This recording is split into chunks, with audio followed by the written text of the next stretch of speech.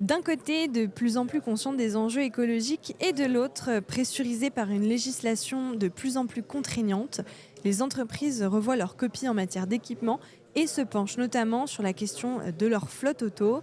Je suis Manon Touchard, journaliste pour Workplace Magazine et c'est justement pour nous parler du volet équipement des Busy Ratio 2024 que je reçois Charlotte Matelier, chargée d'études et prospectives à l'IDée. Bonjour Charlotte. Bonjour Manon.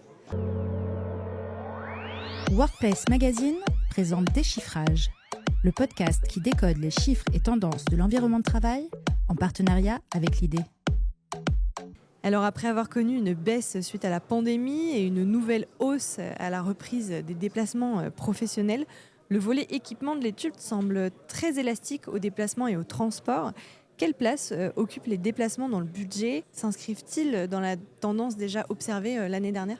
Eh bien, c'est vrai que durant la crise sanitaire, on a observé une forte diminution, c'est-à-dire à peu près d'un tiers pour tout moyen équipement et surtout pour ce qui était des voyages d'affaires qui étaient dus principalement au confinement en fait et à l'arrêt total des voyages d'affaires.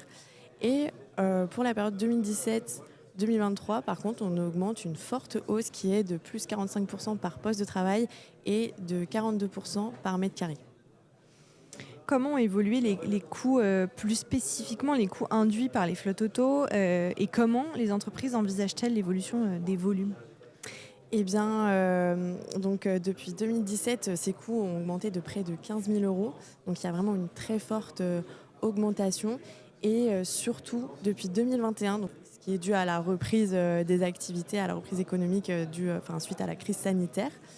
Et ce, sur tous les postes de dépenses qui concernent la flotte automobile, donc ce qui peut être l'entretien, les charges ou encore les assurances.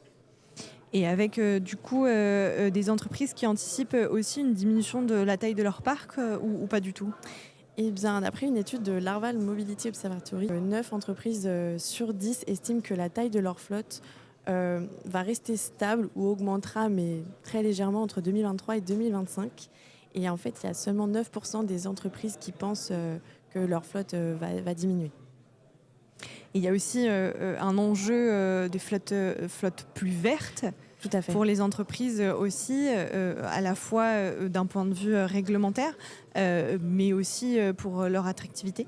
Tout à fait. L'augmentation des coûts en fait, peut vraiment s'expliquer par le changement en fait, des flottes ou le renouvellement, le passage aux véhicules hybrides électriques qui est observable depuis vraiment ces dernières années suite à la crise sanitaire, aux nouvelles réglementations donc comme la loi climat résilience ou encore la loi l'homme qui oblige les entreprises de plus en plus à se procurer ce genre de véhicules pour verdir leur flotte. Vous parlez de la loi L'Homme notamment. Je crois savoir qu'il y a une échéance pour 2030. Qu'est-ce qu'il en est à quoi les entreprises vont devoir se plier dans 6 ans?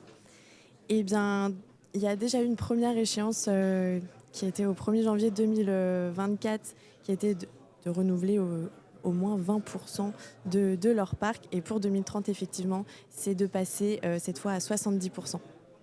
On voit de plus en plus apparaître de nouvelles types de nouvelles manières de travailler qui sont plus écologiques. C'est aussi le cas pour les modes de déplacement. Quid des mobilités douces cette année et pour les années à venir? Oui, tout à fait. C'est vraiment un enjeu et un défi pour les DET de s'impliquer et d'impliquer leur entreprise et leur environnement de travail ainsi que leur flotte dans les enjeux de RSE, de verdir, de rendre leurs bâtiments et leur flotte automobile plus durables pour l'environnement, pour préserver notre planète, qui est un enjeu très important. Et donc, effectivement, on voit apparaître des alternatives aux véhicules thermiques, donc les flottes électriques hybrides, mais aussi des flottes vélos qui sont de plus en plus mises en place au sein des entreprises et une très forte incitation pour mettre en place des navettes, des bus ou encore tout simplement la marche à pied. Merci Charlotte pour cet échange et cet éclairage. Nous vous retrouverons prochainement dans le dernier épisode de cette série Déchiffrage pour discuter de l'évolution des services aux collaborateurs avec Benjamin Godard, journaliste pour Workplace Magazine. À bientôt. Merci Manon. C'était Déchiffrage, le podcast qui décode les chiffres et tendances de l'environnement de travail par Workplace Magazine en partenariat avec l'IDée. Retrouvez toute l'actualité de l'environnement de travail sur workplacemagazine.fr.